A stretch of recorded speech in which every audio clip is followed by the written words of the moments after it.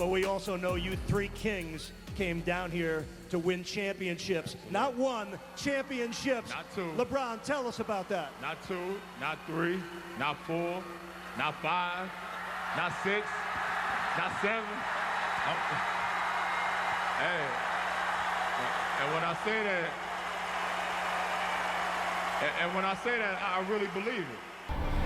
Very poor choice of words. What's up, y'all? Welcome to Boo TV. I appreciate all of you for stepping in. John Stockton had some choice words to say about Mr. LeBron James. Check it out. I like kind of brag on Michael Jordan here a little bit, and I think we were a similar ilk with the Jazz. Is I like where guys just tighten their belt up and say, you know what, let's go to work. We just got to get better. Yeah. We got to play harder. We got to play smarter. Instead of just, where's the grass greener? I'm going to go there and win a championship. Yep. I think it devalues that.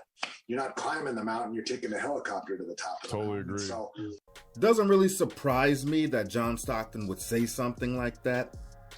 I know the basketball player that John Stockton was, one of the greatest point guards of all time, one of the toughest players of all time, one of the most durable players of all time. John Stockton, a man that never won a championship, got close twice, made it to the finals twice. Both times lost to Michael Jordan in the Chicago Bulls, 97 finals, 98 finals. But Stockton never ran away from the grind. All his years of playing, never ran away.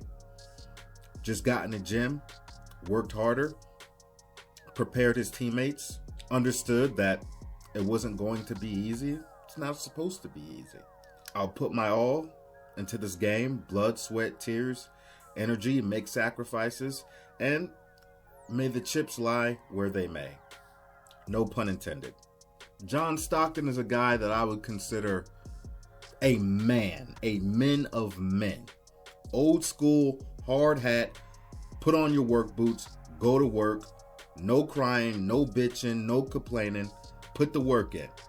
Be great. Do your best. That's how I always looked at John Stockton. So it doesn't surprise me that he would make a comment like this. Now, no surprise to anybody that's been a member here of my channel, been around for a little bit. Y'all know I share the same sentiment regarding LeBron James as John Stockton has. I have been on the record countless of times on this channel saying that I believe not every championship is equal. Yes, it's a championship, but some I'll rank higher than others, and I have basically value settings on rings and championships. And some of LeBron James' rings I may not value as much of others because I know the bullshit that he did to get those rings, and I know the context and story behind it. That is why. Absolutely agree with John. LeBron absolutely took the helicopter, took the escalator, took the elevator, whatever you want to call it, to get where he's at. Now, I'm talking championships, especially right now. Time tends to blur people's memories when it comes to things as we get distant from the events themselves. But let's make no mistake about what the raw reaction was when the decision went down. Everybody thought it was a bullshit move. Everybody. Now, let's rewind a little bit. I don't mean to sound like a broken record if you watched my other videos and heard me speak on these things, but sometimes you got to bring it up. LeBron James had the best team in the Eastern Conference for the 08-09 and 09-010 season, and arguably, to some people, the best team in the NBA. I felt like the Lakers were the best team in the NBA both those years, especially given the conference. That's a video for another day that I do plan on doing soon. Stay tuned, by the way. And both times he was favorited to go to the finals. Like I said, I put out videos about this before. And he failed to get it done. And despite having an elite basketball team and a not so elite conference at that, already handicapped for him, instead of getting back in the gym, telling his guys, we got to get better, we got to get tougher, we have the pieces here. Obviously, we have the pieces here. We're one of the best defensive teams in the league. We have an explosive offense. Make no mistake about that. We need to get better. I will continue to instill my DNA and you all. And you know what? That's the Kobe Bryant approach. That's what Kobe Bryant did when the Lakers got their ass beat in 2008 by the Boston Celtics. After the Lakers got mollywopped in Game 6, lost the 2008 Finals, post-game, a reporter basically asked Kobe Bryant, not verbatim, what do the Lakers have to do to get better? What kind of shakeup in the roster needs to happen? And Kobe Bryant said, nothing major. We have the pieces. We just have to get better.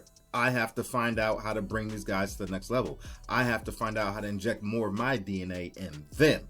Now, LeBron James didn't have that DNA at the time, especially. He proved that to the world several times. So maybe he didn't really have the DNA, the right DNA to inject in those players. But had he had that mentality to inject his DNA, to get better, to come back stronger, that's a start. That says something about your DNA. He didn't have that. What did he do? He ran for the hills. He ran for the hills. All the way to Miami. Team up with Dwayne Wade, Chris Bosh. Dwayne Wade, third best player in the league. LeBron James, in my opinion, the second best player in the league, but there was an argument at the time. Arguably the best player in the league. So, however you want to look at it, LeBron James, 1 or 2, Dwayne Wade, number 3. Throw in Chris Bosh, top 10 to top 13 player in the league. What are we talking about? Fill that roster out with damn good role players, especially over the course of their tenure in Miami.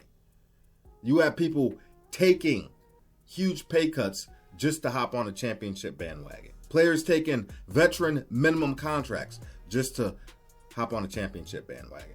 This is the type of tomfoolery that was going on. LeBron James ran away from the grind because he didn't want it hard. He wanted to take a shortcut. He didn't want to put all the work in necessary to get it done. I mean, the words came out of LeBron James's mouth himself during their big party in Miami after the signings.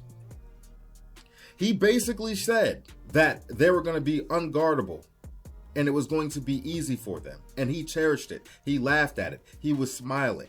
Once the game starts, I mean, it's going to be easy.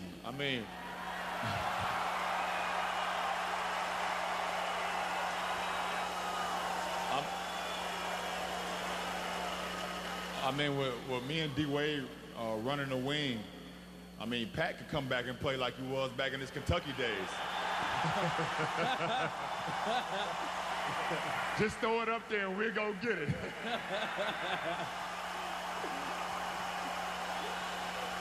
Oh, brother, this guy stinks! And now, people act like none of that ever happened.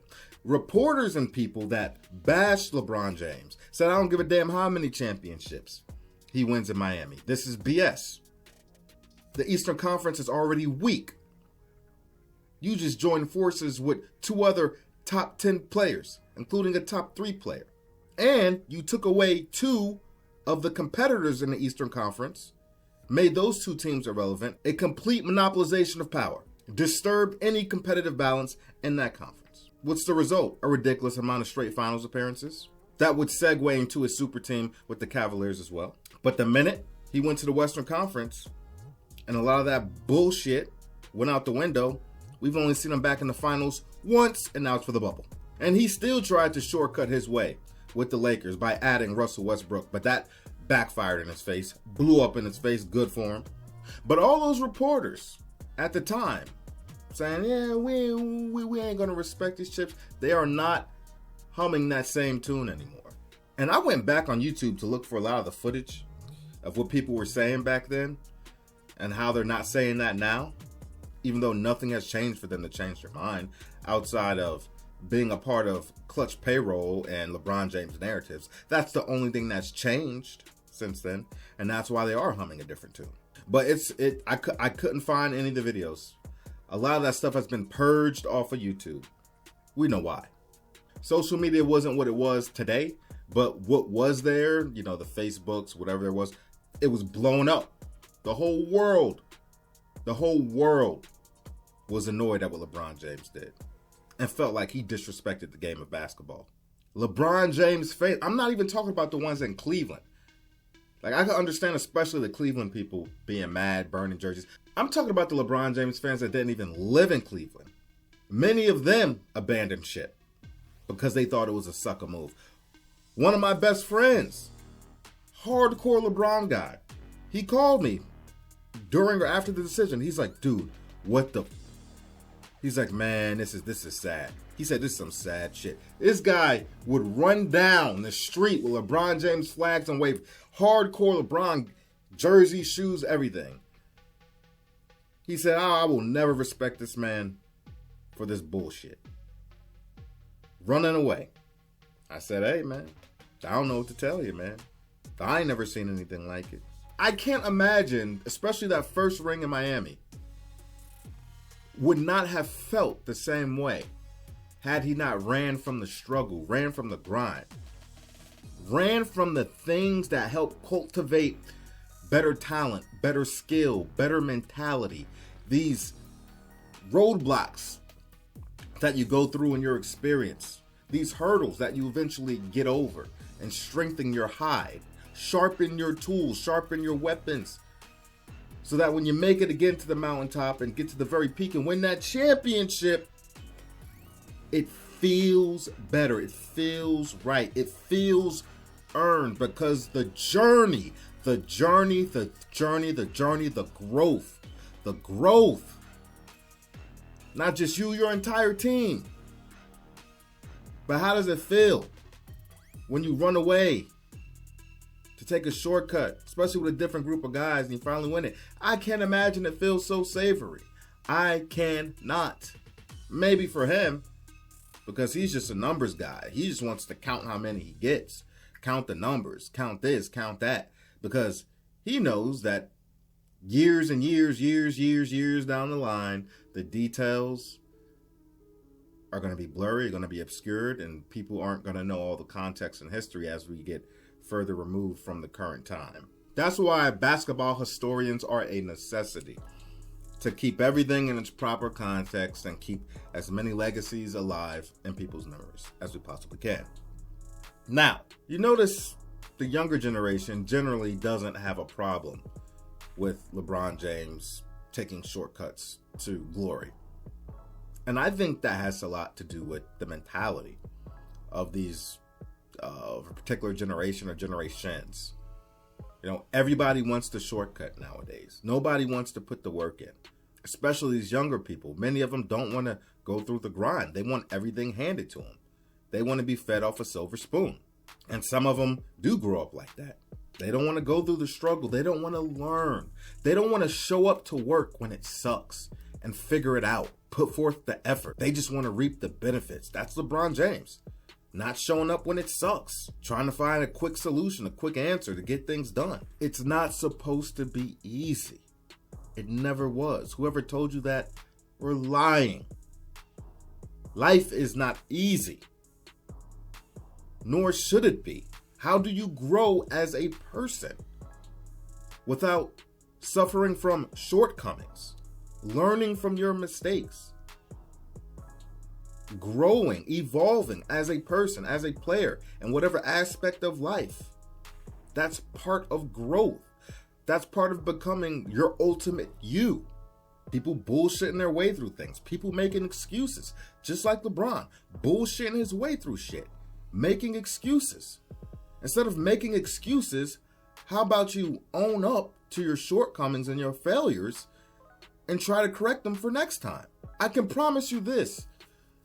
LeBron James wouldn't have as much vitriol spewed at him as he does from a lot of people that even would consider themselves today as LeBron James detractors.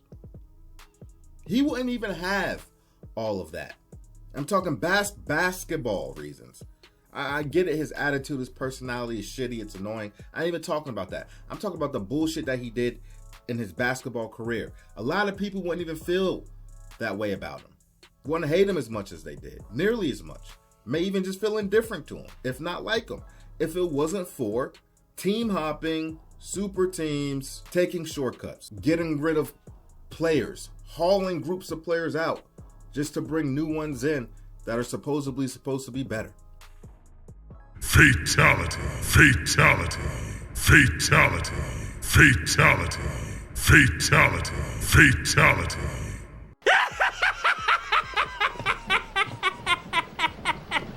Everybody wants to get on Google and access AI apps, ChatGPT to get the answer to everything. People want to get into coding and all kinds of things and skills, but asking ChatGPT for the formulas and the algorithms and all this other crap, they don't want to do the work themselves. They don't even understand it. And I'm not saying that you can't use AI or can't use these services that we have to make things convenient, or if you need a quick answer to something. I'm talking about something that you want to learn, you want to understand, you want to be a master at. Maybe you want to be a subject matter expert, but you don't want to actually put the work in. You don't want to learn it. You don't want to apply yourself.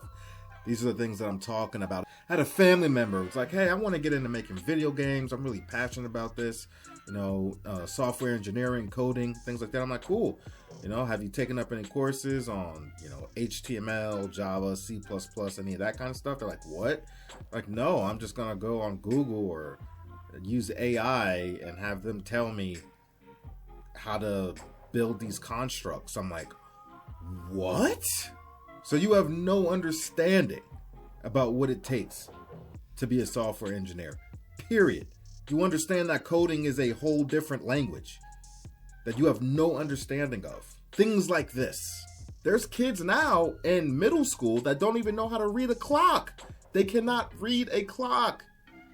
I'm prior Air Force. When I went through basic training, you couldn't have your cell phones on you. I found out last month that now, and I don't know how many years it's been going on, now the young airmen going through basic training, I don't know if this is all the branches, but I know this is Air Force wide at a minimum. They can have their phones in boot camp. They can have their phone. I said, unbelievable. I said, you're joking, right? They're like, no. Yeah, we had our cell phones. I'm like, wow. Wow. Even the military's gotten soft. And I thought it was soft when I went through. Oh, man. People could sit here and say, oh, it took Michael Jordan X amount of years before he finally won a championship. Yeah, it did. But he didn't run away from the grind. He got his ass beat until he finally figured it out. The team got better, he got better, and they were able to win a championship. And I promise you, that championship, you could watch the video footage of him winning, how savory that was, how much it meant to him, how glorifying it was because of the journey, especially. Somebody so fixated on winning, more than anything, winning and finally getting that after facing defeat after defeat, loss after loss, setback after setback. Go look at the emotions of Jordan winning his first to LeBron James winning his first. It's a complete different dynamic. LeBron James took the easy way out, like Stockton said, took the helicopter instead of taking the climb. Said the hell with it. I'm going to get this championship one way or another. Grind be damned. Grind be damned. And even with him doing that, even with him trying to make it as easy as he possibly could, he still only won at a 50% clip when it comes to championships during his tenure in Miami. That started this whole thing. He still underperformed, in my opinion. They should have at least won 3 championships, in my opinion. And they would have won 3 if it wasn't for you know who had it so easy, who made it so easy for him, that in the 2011 NBA Finals, he must have thought it was so easy that he just decided to stop playing. He decided to stop playing in the 2011 Finals because he thought it was so easy. I guess he thought they would still win. He underperformed. You can't come away from that move and go 2-2 in the finals. No, sir. No, sir. I'm talking series. 2-2. 2 championships, 2 finals losses. And the minute shit got tough for him in Miami, the minute he felt like the roster wasn't up to par anymore, wasn't looking at himself in the mirror, he bolted to replace Dwayne Wade with a young and upcoming star and replace Chris Bosh with even better Kevin Love. Come on, man. I ain't making this up. He ran again. He did it again. Ran from the grind. The Heat won 1. The Spurs won 1. Let's meet back in the finals again. Best out of 3. Nah, he ran. Now we all know the Spurs didn't make it back. The Warriors did. But he ran. He ran. And once Kyrie left his ass, which Kyrie apologized for it later, years later, I wouldn't have. What did he do? He ran to LA. No, there wasn't a super team waiting for him, but he knew if he waited 1 year that he was getting Anthony Davis. One reason that he went to the Lakers is because they had the trade pieces for Anthony Davis. They had the young, talented core that could get AD over to Los Angeles. He just waited for it. Come on, man, cut this out. So no, I don't value that Miami champion, those 2 Miami Heat championships as much as other people do. I don't. Because I knew all the BS that comes with it. How that came to be. How did this come to be? I don't disrespect players that never won a championship. Because I know if they pulled the same shit LeBron James did, yeah, they could have had a couple championships. Teaming up with the other top players in the league all in your prime. I absolutely know they could have won championships if they did that. So I'm not going to act like these players weren't good or their careers weren't up to snuff just because they didn't end up getting a ring. I know their story. I know the teams they played against. I know that they gave it their all. I know everything behind it. But this clown, come on, man, stop it. I put Larry Bird's 3 championships ahead of any 3 from LeBron James. Any combination of LeBron James's 4 championships, pit them up against Larry Bird's 3. They don't compare. And I'm just not talking finals opponents. I'm talking about the whole playoff run, the teams that you have to face to get there. Because LeBron wasn't facing anybody in that Eastern Conference outside of the Boston Celtics before getting to the finals. Maybe that one Orlando Magic squad that they lost to. But outside of that, they weren't facing any real competition. They were bottom feeding. And I know the teams that Mike had to play to get to the finals. I know the teams that Bird had to play to get to the finals. I know the teams that Kobe had to play to get to the finals. Dirk, Tim Duncan, these guys, I know what that competition was just to get to the finals. That road was treacherous for all those guys. So I'm including that too. That's why I don't weigh all those finals appearances, all those consecutive finals appearances he had, because he wasn't facing anybody. The road was easy to the finals. And I told people that. I said, once he goes to LA, that's not happening anymore. You're just a hater. Well, look what happened. He's only been there once, and that happened in a weird-ass season. Anyway, I could literally go on for hours about this, but I'm not. If LeBron James had a keyboard, I'm guessing he probably does have a laptop or a computer, but I can promise you this. He has modified every key on his keyboard to a shortcut key. He couldn't tell you where the file directory was. He couldn't navigate the menus. He got a shortcut button, a shortcut key for everything. And I'm sure there's a lot of YouTubers on there that could tell you about his biogenesis stuff as shortcuts. They probably talk to you about biogenesis shortcuts. But I'm not going to do that. Anyway, that's all I got to say about it, man. Thanks for stepping in, y'all. I appreciate each and every one of you. Beautiful people. Thanks for the support. Like, comment, subscribe, hit the bell, stay notified. Catch you on the next one. We out, baby.